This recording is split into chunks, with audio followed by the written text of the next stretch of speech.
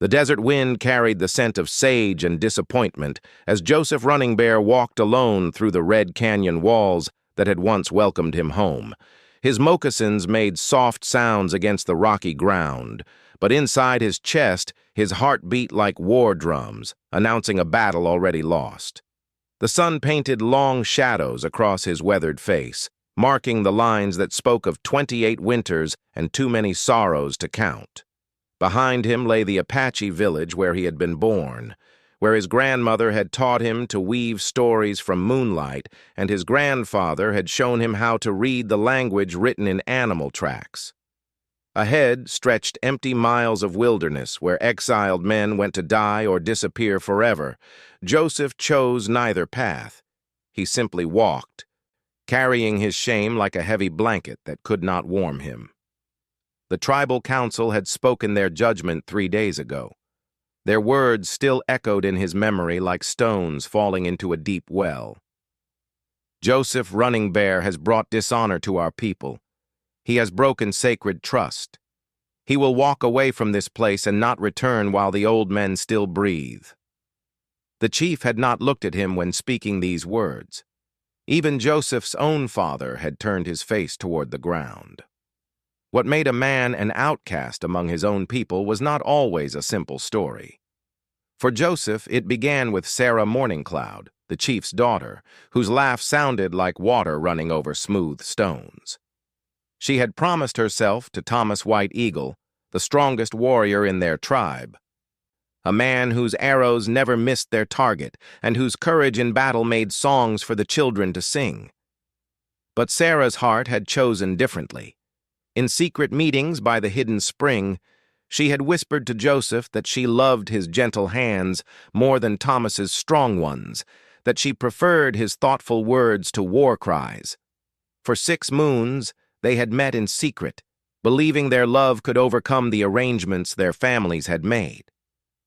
The truth surfaced like a body rising from deep water. Thomas discovered them together near the spring on a morning when dawn painted the sky the color of fresh blood.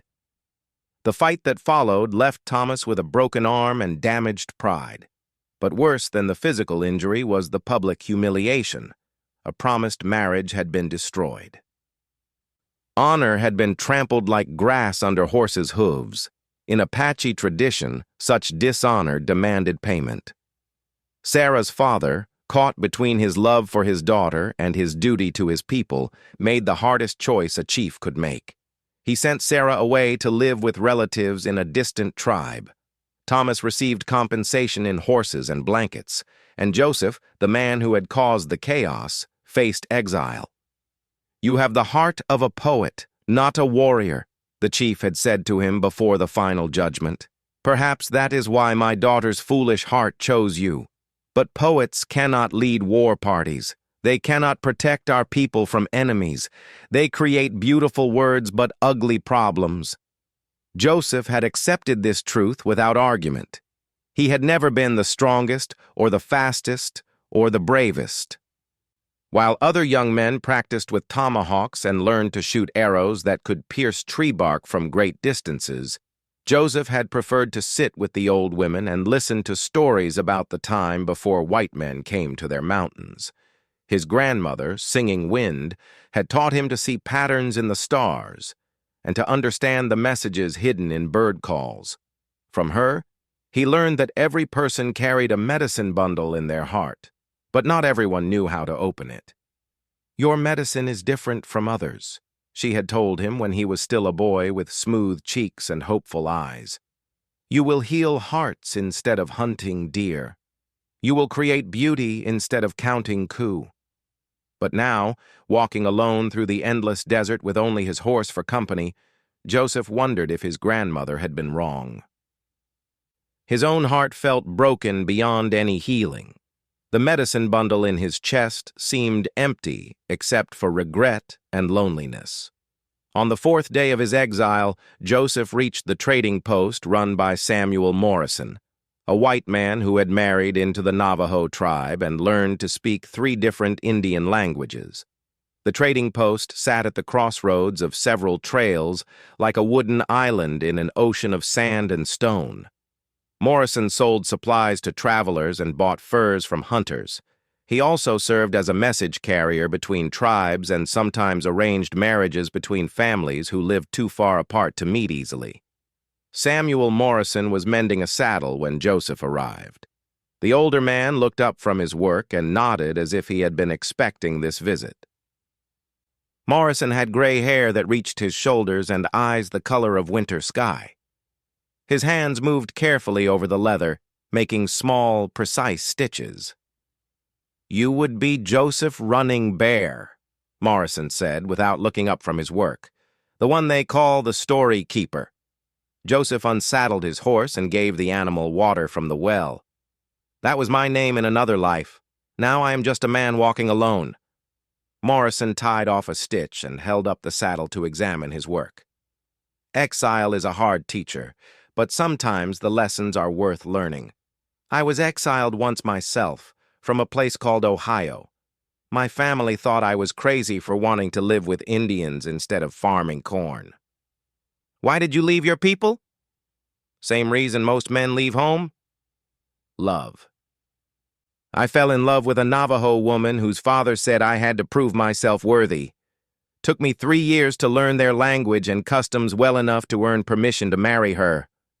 Morrison set down the saddle and looked directly at Joseph. "That was 15 years ago. Now I understand their ways better than I remember my own." Joseph sat on a wooden crate and watched the wind move dust devils across the open ground. "You found a home among strangers. I have lost my home among family." "Maybe. Or maybe you just haven't found the right family yet." Morrison walked to a wooden shelf and pulled down a ledger book thick with papers. He opened it and ran his finger down a list of names and notes. "Interesting timing, your arrival. I just received a request from a family up north. Unusual situation. But these are unusual times." Joseph said nothing, but Morrison continued anyway. "Family named Standing Rock. Live about 4 days' ride from here, up in the mountain country where the pine trees grow tall. They have a daughter, 23 winters old. Never been married. Father is getting old and worried about what will happen to her when he passes to the spirit world." "Why has she not married? Is she sick?" Morrison closed the book and leaned against the wooden counter. "She is blind, born that way. Father says she is beautiful and intelligent, knows all the old songs, and can weave blankets that feel like clouds. But the young men in their area want wives who can see to help with hunting and gathering. They want women who can watch for danger and tend children without help." The words hit Joseph like cold water. A blind wife. A woman who could never see his face or watch him walk toward her or look into his eyes when he spoke. It seemed like another form of exile, another way of being cut off from normal human connection. "Her father is offering a generous bride price," Morrison continued. 10 horses, winter supplies, and a cabin already built. He wants a man who will be kind to his daughter and stay with the family to help with their land. He is not looking for a warrior or a hunter. He wants a companion for his daughter and a son to replace the ones who died from sickness last winter. Joseph stared at the mountains rising in the distance like purple clouds touching the earth. The offer solved his immediate problem of survival, but it felt like trading one form of isolation for another. To marry a woman who could not see him, to join a family of strangers who would take him in only because they were desperate, seemed like accepting charity wrapped in the form of marriage. "What is her name?" "Mary Standing Rock. Father says she speaks English as well as Apache. Learned it from her grandmother, who was captured by white settlers as a child and lived with them for 10 years before returning to her people."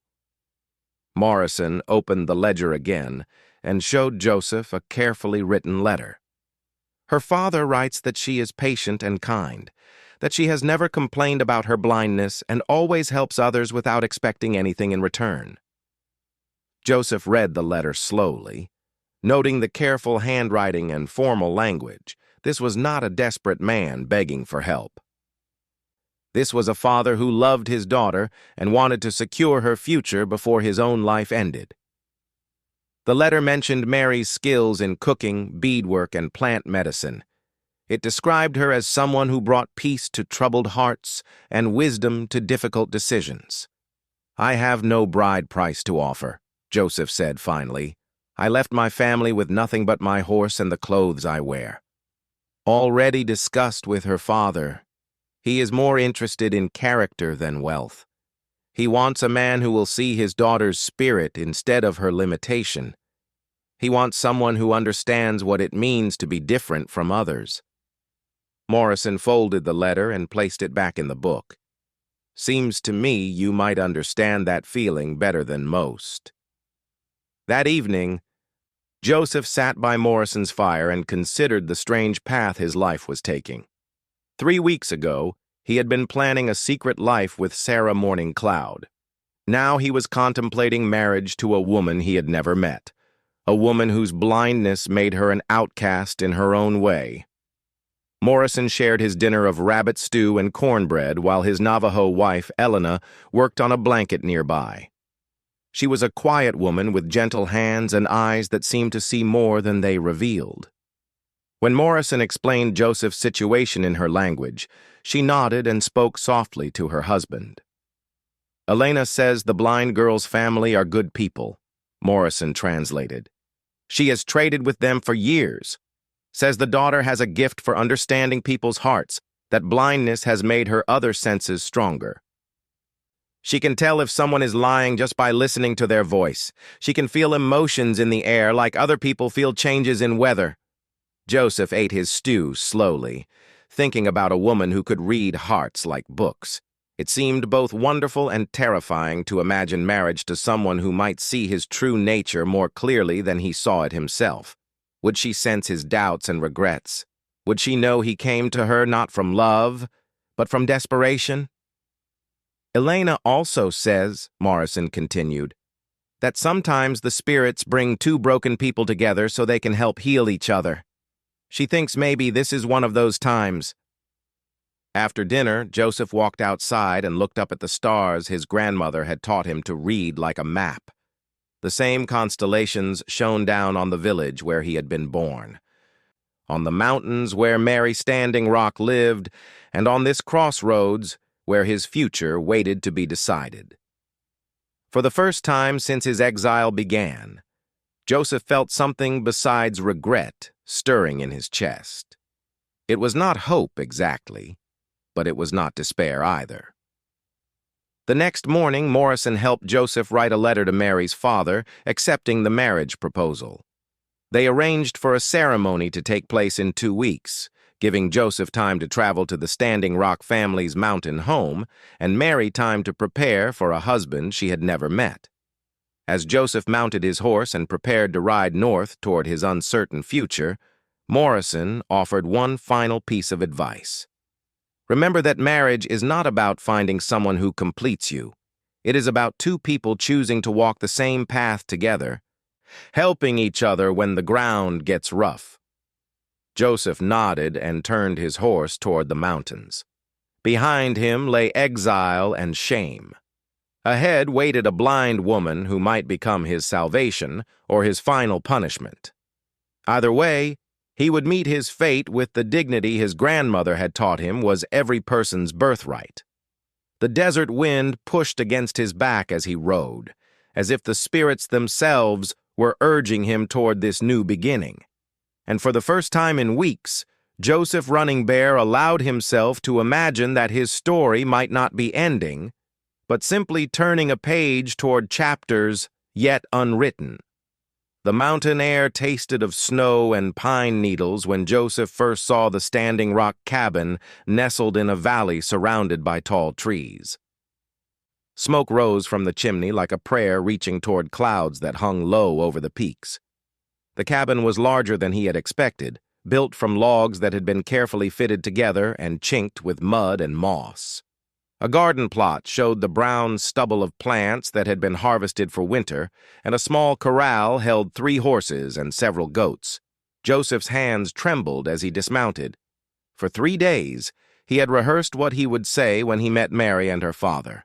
Now, standing at the edge of their property with his travel-worn clothes and nervous horse, all his planned words scattered like leaves in the wind. An old man emerged from the cabin, moving slowly but with purpose. His gray hair was braided with leather strips, and his face showed the deep lines that came from years of squinting into sun and snow. This would be Thomas Standing Rock, Mary's father. Behind him came a woman whose presence made Joseph forget to breathe. Mary Standing Rock was not beautiful in the way Sarah Morning Cloud had been beautiful. Sarah's beauty had been like fire, bright and demanding attention. Mary's beauty was like deep water, quiet and mysterious. Her black hair hung in a single braid down her back, woven with small beads that caught the afternoon light. Her dress was simple buckskin, decorated with careful beadwork in patterns that seemed to tell stories. But it was her stillness that struck Joseph most deeply. She stood in the cabin doorway with her hands folded. Her face turned slightly toward the sound of his horse, but not quite toward him. Her eyes were open but unfocused, looking past him toward something he could not see. There was no anxiety in her posture, no curiosity or fear. She waited with the patience of mountains. "You would be Joseph Running Bear," Thomas Standing Rock said, extending his hand in the white man's fashion. "Morrison's message said you would arrive before the snow comes. You are welcome in our home." Joseph shook the offered hand and found it strong despite the man's age. "Thank you for considering me worthy of your daughter. I know I am not the husband you would have chosen in better circumstances." Thomas smiled, revealing teeth worn down by years of use. "In better circumstances, my sons would still be alive, and my daughter would not need a husband for protection. But we live in the circumstances the spirits have given us, not the ones we might prefer." Mary stepped forward then, moving with careful steps that never hesitated. She approached until she stood just beyond arm's reach, tilting her head as if listening to something in Joseph's voice or breathing. "My father has told me about your situation," she said, and her voice was lower and softer than he had expected. "He says you are a storyteller who has lost his tribe. I am a woman who has never seen the world but has learned to understand it in other ways. Perhaps we both know what it means to be different." Joseph struggled to find appropriate words. In his tribe, marriages were usually arranged by families who had known each other for generations. The couple might have grown up together, seen each other at ceremonies and gatherings, developed some familiarity before their union. This felt like standing at the edge of a cliff, being asked to jump toward voices calling from far below. "I do not know what kind of husband I will be," he said honestly. "I have never been married. I have never lived with a woman who could not see my face when I spoke to her. And I have never lived with a man who could see my face when I spoke to him," Mary replied. "It seems we will both be learning new things." That evening, Thomas prepared a simple meal of venison stew and bread baked in the outdoor oven. They ate by lamplight while wind whispered through the pine trees outside. Joseph found himself stealing glances at Mary as she ate, fascinated by how she navigated the meal without any apparent difficulty. Her movements were precise and economical. She seemed to know exactly where everything was located on the table. "Mary has been blind from birth," Thomas explained when he noticed Joseph watching. "She learned to cook and clean and care for herself before most children learn to walk properly. Her mother, may she rest in peace, insisted that blindness would not make her helpless." "I am sitting right here, Father," Mary said with gentle humor. "Joseph can ask me questions directly if he wants to know about my blindness." Joseph felt heat rise in his cheeks. "I apologize. I did not mean to discuss you as if you were not present. I am still learning how to speak with you." "Most people do the same thing," Mary said, breaking a piece of bread with steady hands. "They think blindness also means deafness or inability to understand. You will learn, as I have learned to understand the different ways people see the world."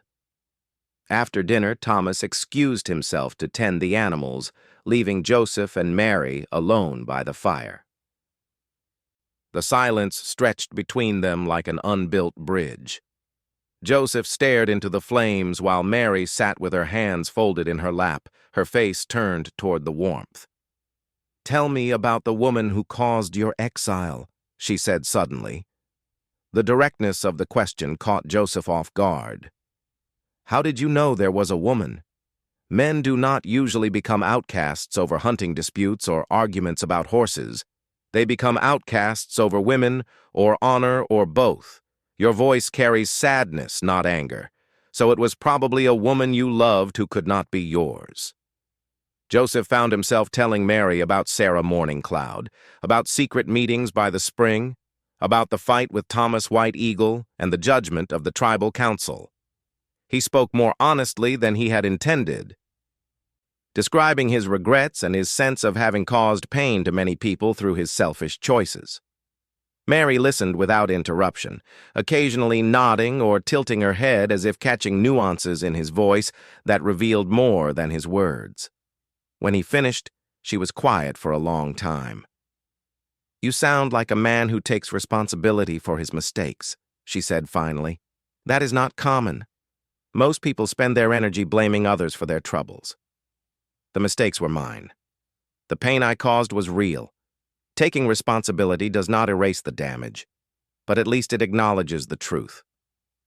And now you are here, agreeing to marry a blind woman because you have nowhere else to go. That is also truth, is it not?" Joseph winced. The bluntness hurt precisely because it was accurate. "Yes. I am here because I need a place to belong and you need a husband for practical reasons. Neither of us chose this from love." "No," Mary agreed. "But love is not the only foundation for a good marriage. Respect can be stronger than passion. Kindness can last longer than romance. And sometimes two people who have been broken by life can help each other become whole again." They talked until the fire burned low, sharing stories about their childhoods and the different ways they had learned to understand the world. Joseph discovered that Mary knew the same star patterns his grandmother had taught him, though she had learned them through descriptions rather than sight. She knew the calls of birds and the sounds different animals made when walking through various types of terrain. She could identify people by their footsteps and their breathing patterns. "Blindness has made me a student of sounds and textures and smells," she explained. "I know when storms are coming by changes in air pressure. I can tell if someone is lying by listening to their heartbeat and breathing. I can feel emotions in the tension of a person's muscles when they are near me." "What do you feel from me?" Joseph asked. Mary was quiet for a moment, as if concentrating. Sadness, but not bitterness. Uncertainty, but not fear. And underneath everything, a gentleness that has been hurt but not destroyed. "You are not a cruel man, Joseph Running Bear. That is why my father agreed to this marriage." The wedding ceremony took place 3 days later, conducted by Thomas Standing Rock according to Apache tradition, with modifications for their unusual circumstances. There were no family members present except Thomas, no celebration or feast, no exchange of elaborate gifts. Instead, Joseph and Mary sat together by the fire while Thomas spoke words about the responsibilities of marriage and the importance of creating a partnership that could survive hardship. They exchanged simple promises to care for each other and to work together for their mutual survival and happiness. Joseph gave Mary a small carved wooden bird that he had made during his journey to their home. Mary gave him a beaded bracelet that she had worked on in the evenings while they talked. "Marriage is a daily choice," Thomas told them as the ceremony concluded. "Love may bring two people together, but commitment is what keeps them together when love feels distant. Choose each other again every morning until choosing becomes as natural as breathing." The first weeks of marriage tested Joseph's ability to make that daily choice. Living with Mary required adjustments he had not anticipated. She moved through the cabin and surrounding area with confidence, but her presence changed everything about how he lived. He had to announce when he was entering or leaving a room. He had to describe things he saw when they were outside together.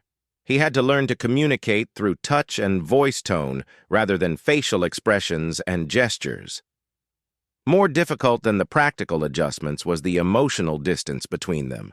They slept in the same bed but remained strangers to each other's bodies. They shared meals and daily tasks, but had not yet learned to share thoughts and feelings naturally. Joseph found himself constantly aware that Mary could not see him, which made him feel both invisible and overly observed at the same time. Mary seemed to navigate this awkwardness more gracefully than Joseph did. She continued her daily routines without apparent effort, while somehow making space for him in her established patterns. She taught him where things belonged in the cabin and how to move quietly so he would not startle her when approaching. She showed him which chores she needed help with and which ones she preferred to handle independently. "You do not have to protect me from everything," she told him one morning when he tried to prevent her from splitting kindling. "Blindness does not mean helplessness. I have been taking care of myself and my father for years."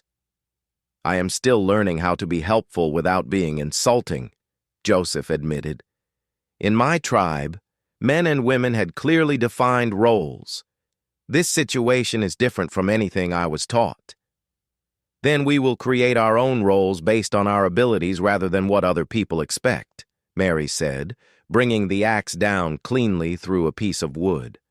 "I can split kindling and you can cook breakfast, or you can split kindling and I can cook breakfast, or we can take turns doing both. What matters is that the work gets done and we both contribute." Gradually, they developed rhythms that worked for both of them. Joseph discovered that Mary was an excellent cook who could prepare complex meals without needing to see what she was doing. She had memorized the placement of every item in the cabin and could navigate the space more efficiently than he could. She knew which herbs could treat different illnesses and which plants in the forest were edible or useful for other purposes. In return, Joseph took on responsibilities that required sight. Maintaining the cabin's exterior, hunting for fresh meat, making repairs to tools and equipment. He also became Mary's eyes for things happening at a distance, describing the behavior of animals, changes in weather patterns, and the approach of visitors. But the most significant change came in the evenings, when they continued their conversations by the fire. These talks became the foundation of their growing friendship. Joseph found himself looking forward to these quiet hours when Mary's blindness seemed less like a barrier and more like a different way of experiencing the world. "Describe the sunset for me tonight," Mary would say, and Joseph would struggle to find words that could convey colors and light to someone who had never seen them. "It looks like someone spilled red paint across the sky and mixed it with orange and purple," he might say, then realize how inadequate the comparison was. "I understand red as the feeling of heat from the fire," Mary would respond. "Orange is the scent of flowers in summer. Purple is the sound of deep drums played softly. So tonight the sky feels warm and smells sweet and sounds like distant music." Through these exchanges, Joseph began to understand that Mary experienced beauty in ways he had never considered. Her world was rich with textures and sounds and smells that he often ignored. She could identify different types of wood by running her fingers across their surfaces. She knew the songs of dozens of bird species and could predict weather changes by listening to how the wind moved through the trees. "You see the world in ways I never learned," he told her one evening as they listened to owls calling from the forest. "Sometimes I think blindness has given you gifts that sight has hidden from me." "And your sight shows you wonders I can only imagine," Mary replied. "Perhaps that is why the spirits brought us together. We can share our different ways of knowing the world." 1 month into their marriage, Joseph made a discovery that changed everything between them. Mary had been suffering from terrible headaches that left her unable to eat or work for hours at a time. Thomas had tried various traditional remedies without success, and Joseph worried that she might be seriously ill. Late one evening, when Mary was struggling with another severe headache, Joseph approached her carefully. "May I try something? My grandmother taught me a way to ease pain by pressing on certain places." Mary nodded weakly, and Joseph placed his hands gently on her temples. He began the massage technique his grandmother had shown him, applying steady pressure in small circles while speaking softly about peaceful images: flowing water, gentle breezes, warm sunshine. Under his hands, Joseph felt Mary's tense muscles begin to relax. Her breathing became deeper and more regular. After several minutes, she sighed and leaned into his touch. "The pain is lessening," she whispered. "Your hands are very gentle." Joseph continued the massage until Mary's headache disappeared completely. When he finally removed his hands, she caught one of them and held it against her cheek. "Thank you," she said, and for the first time since their wedding, she smiled at him with genuine warmth.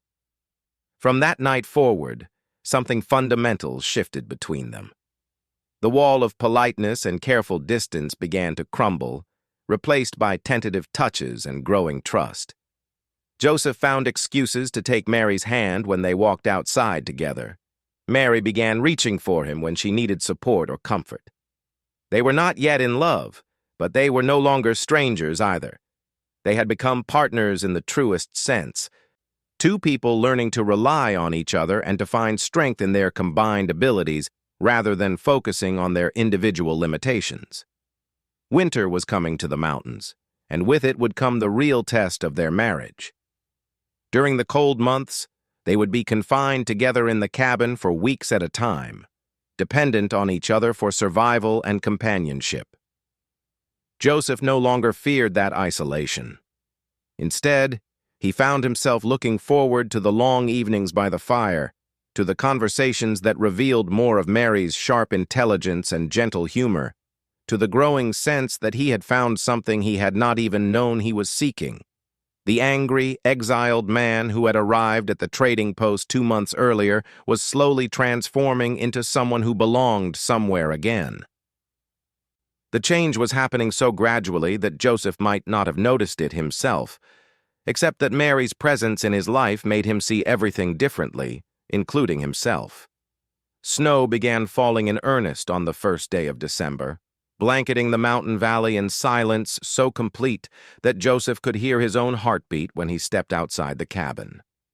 The world transformed into something magical and alien, with familiar landmarks disappearing under drifts of white that reached halfway up the cabin walls. For the next 4 months, he and Mary would be virtually alone together, cut off from the outside world by weather that could kill travelers caught unprepared. Joseph had worried about this isolation during the autumn months, wondering if such close quarters would strain their still fragile relationship. Instead, the enforced solitude became the crucible in which their partnership was finally forged into something stronger and deeper than either had expected. The daily rhythms of winter survival created an intimacy that formal courtship could never have achieved. They woke together in the cold, pre-dawn darkness to stoke the fire that meant the difference between life and death. They worked side by side, preparing meals from their stored supplies, mending clothes and equipment, and maintaining the cabin against the relentless assault of wind and snow. Mary taught Joseph skills he had never needed as a single man: how to preserve meat so it would last through the hungry months, how to make soap from animal fat and ashes, how to weave baskets from pine needles that could hold water without leaking. In return, Joseph shared the stories his grandmother had taught him, filling the long evenings with tales of coyotes' adventures and ancient heroes whose deeds had become legend. "Tell me the one about the woman who married the bear," Mary would request as they sat by the fire after dinner, her hands busy with beadwork that seemed to create itself under her fingers. Joseph would launch into the familiar story, but now he told it differently than he had in his village. For Mary, he emphasized details about sounds and textures and emotions. He described the scrape of the bear's claws on stone, the musty scent of his winter den, the way the woman's heart changed as she learned to see past her husband's frightening appearance to his gentle nature. "That story has new meaning now," Mary commented one evening after Joseph finished the tale. "I never thought about how the woman might have felt, being married to someone whose true nature she had to discover through other senses than sight." The parallel struck Joseph like a physical blow. Without meaning to, he had been retelling their own story through ancient words. Like the woman in the legend, Mary had married a stranger whose character she could only discover through patience and careful observation. Like the bear, Joseph carried wounds and defenses that made him seem more dangerous than he truly was. But it was Mary, not Joseph, who first spoke the word that changed everything between them. It happened during the worst storm of the winter, when winds howled around the cabin like angry spirits, and snow fell so heavily that they could not see from the windows to the trees 20 feet away. They had been trapped inside for 6 days, relying on each other for all human contact and comfort. Joseph was repairing a bridle by lamplight while Mary prepared their evening meal. The domestic scene felt so natural that he had almost forgotten how strange and forced their arrangement had seemed just months earlier. This was simply his life now, the warm cabin, the smell of Mary's cooking, the sound of her humming while she worked. Mary dropped a wooden spoon, and without thinking, Joseph stood to retrieve it for her. As he handed it back, their fingers touched, and Mary did not immediately pull away. Instead, she traced the shape of his hand with her fingertips, learning the calluses and scars that told the story of his life. "I love your hands," she said quietly. "They are strong but never rough with me. They know how to be gentle." The words hung in the air between them like a bridge suddenly spanning a canyon. Love. Not the passionate, desperate love that had driven Joseph to secret meetings with Sarah Morning Cloud, but something steadier and more profound. The love that grew from shared work and mutual respect, from countless small kindnesses and the daily choice to care for another person's well-being. "Mary," Joseph said, setting down the bridle and taking her other hand, "I need to tell you something I should have said weeks ago." She turned her face toward his voice, waiting with the patience that had become as familiar to him as breathing. "I came here as a broken man with nowhere else to go. I married you because I needed shelter and you needed protection. But somewhere along the way, this arrangement became real for me. You became real for me. I cannot imagine my life without you anymore." Mary's smile was like sunrise breaking over mountain peaks. "I have been waiting for you to understand what I knew a month after you arrived. We may have started as strangers brought together by necessity, but we have become something much more precious. We have become home for each other." That night, for the first time since their wedding, they held each other as husband and wife, not just as companions sharing a bed for warmth. Joseph discovered that Mary's blindness, which he had first seen as a barrier between them, actually made their intimacy more profound. She experienced his touch and presence with focused intensity that sighted people rarely achieved. Every kiss, every caress carried weight and meaning that transformed physical connection into spiritual communion. "I see you more clearly than anyone ever has," she whispered against his chest as they lay together afterward. "I see your kindness and your strength and the way you carry your pain without letting it make you cruel. I see the man my father hoped you would be and the man you were always meant to become." When spring finally returned to the mountains, melting the snow and opening the trails to the outside world, Joseph and Mary emerged from their winter cocoon transformed. They were no longer two damaged people learning to tolerate each other's company. They had become a unit, a partnership so complete that Thomas Standing Rock joked he could not tell where one ended and the other began.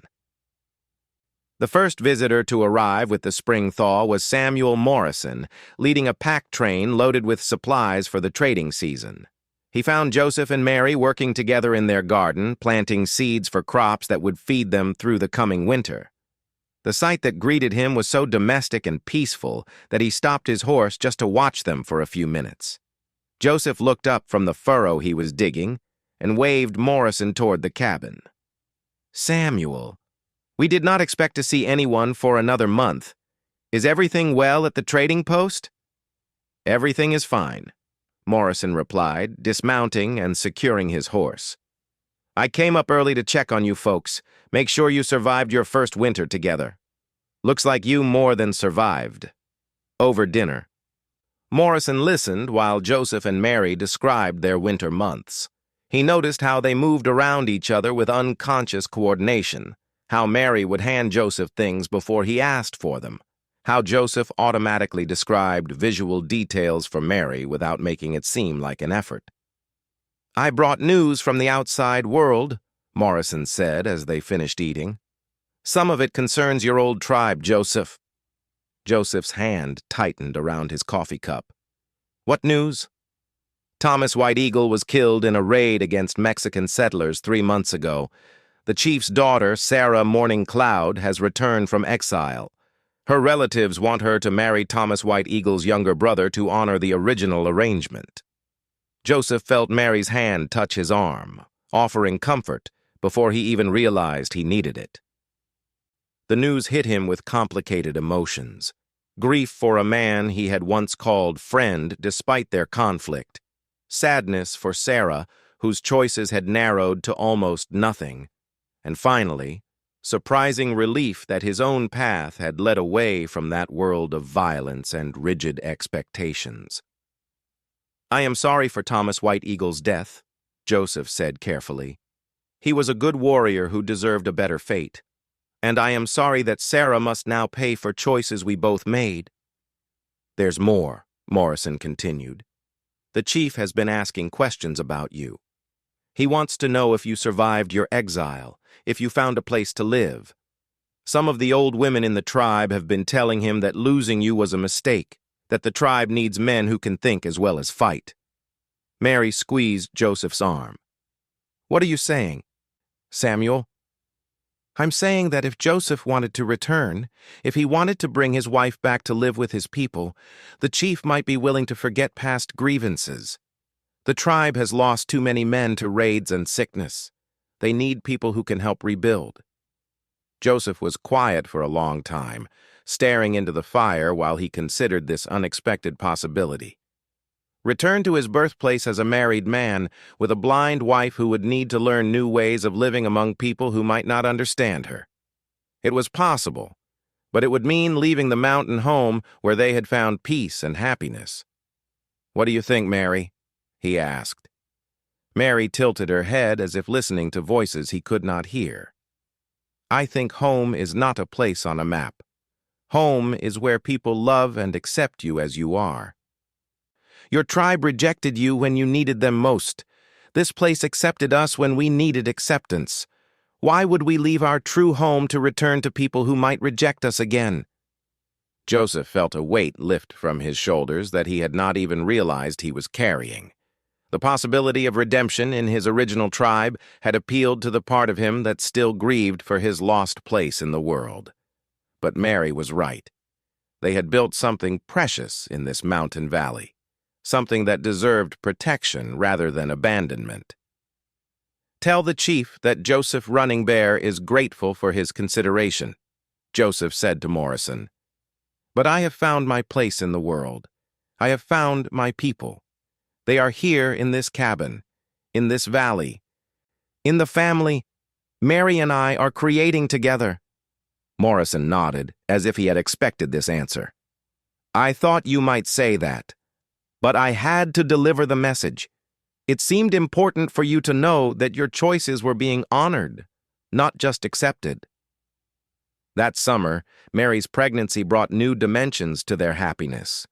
Joseph watched in amazement as her body changed to accommodate the new life growing within her, and he fell even deeper in love with this woman who faced each challenge with such grace and determination. "How will we manage when the baby comes?" he asked one evening as they sat outside watching the sunset he could see and she could imagine. "How will you care for a child you cannot watch with your eyes?" Mary laughed, a sound that had become Joseph's favorite music. "Mothers have been raising babies by touch and sound and intuition for thousands of years. Sight is helpful, but it is not essential. I will know my baby's needs by listening to different types of crying, by feeling changes in body temperature and muscle tension. I will love this child so completely that blindness will not matter."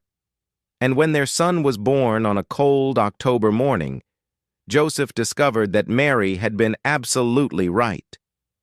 She cradled the tiny boy with such confidence and tenderness that her blindness seemed irrelevant. She knew when he was hungry before he cried, when he needed changing before Joseph could smell the evidence. She navigated early motherhood with the same sure instincts that had helped her navigate life without sight. Thomas Standing Rock held his grandson for the first time with tears streaming down his weathered cheeks. "This child carries the blood of warriors and the spirit of survivors," he said. "He will grow up knowing that love is stronger than hardship, that families can be built from hope as well as tradition." Joseph looked at his son's perfect tiny features and felt the last of his old wounds finally heal completely. This child would never know his father as an outcast or exile. This child would grow up in a home where differences were celebrated rather than feared, where love was measured not by perfection, but by commitment. "What will you name him?" Thomas asked. Joseph and Mary had discussed this question many times during the pregnancy. Now, holding his son while Mary rested, Joseph spoke the name they had chosen together. "We will call him Matthew. It means gift from the spirits, because that is what he is, and that is what this whole life has become." As autumn painted the mountains in colors Mary could feel in the changing temperature and smell in the shifting scents of leaves and earth, Joseph reflected on the strange path that had brought him to this moment. A year ago, he had been a man without purpose or place, carrying shame like a burden too heavy for his shoulders. Now he was a husband, a father, a son-in-law, a productive member of a family that had chosen to include him, not despite his flaws, but because of his willingness to grow beyond them. Mary's love had not erased his past mistakes, but it had transformed their meaning. Instead of being sources of permanent shame, those mistakes had become the experiences that prepared him to value what truly mattered. "Do you ever regret the choices that led you here?" Mary asked one evening as they sat by the fire with baby Matthew sleeping in her arms. Joseph considered the question carefully. If he had not fallen in love with Sarah Morning Cloud, if he had not challenged Thomas White Eagle's claim, if he had not been exiled from his tribe, he would never have met Mary. He would never have discovered this capacity for quiet love, for domestic happiness, for the particular joy of building a life based on mutual support rather than passion alone. "I regret the pain I caused to other people," he said finally. "I regret the mistakes that came from selfishness and poor judgment, but I cannot regret the path that led me to you and to this life. Every choice, even the wrong ones, brought me closer to understanding what I really needed." Mary smiled and shifted Matthew to her other arm. "My grandmother used to say that the spirits sometimes break people so they can rebuild them stronger. Maybe that is what happened to both of us. We were broken by circumstances beyond our control, but the breaking made space for something better to grow." The snow began falling again as Mary spoke, the first storm of their second winter together. But this time, Joseph felt no anxiety about the isolation ahead. The cabin was warm, their supplies were adequate, and they had each other. They had proven they could not only survive together but thrive, creating light and love even in the darkest months. Outside, the wind sang through the pine trees like voices from the spirit world. And Joseph thought he heard his grandmother's laugh carried on the air. She had told him long ago that his medicine would be healing hearts instead of hunting deer, creating beauty instead of counting coup. She had been right, as she had been about so many things. Joseph Running Bear, the outcast who had lost everything, had found his way home at last, not to the place where he was born, but to the place where he belonged. In the arms of a blind woman who saw him more clearly than anyone ever had, in a mountain cabin where love had replaced exile, in a life built on second chances and the daily choice to care for another person's happiness as much as his own. The man who had once been broken by love had discovered that love could also heal, that the right person's affection could transform exile into belonging, mistakes into wisdom, and loneliness into the deepest contentment he had ever known. The spirits had indeed brought two broken people together so they could help heal each other, and in the healing they had found something more precious than either had dared to dream possible.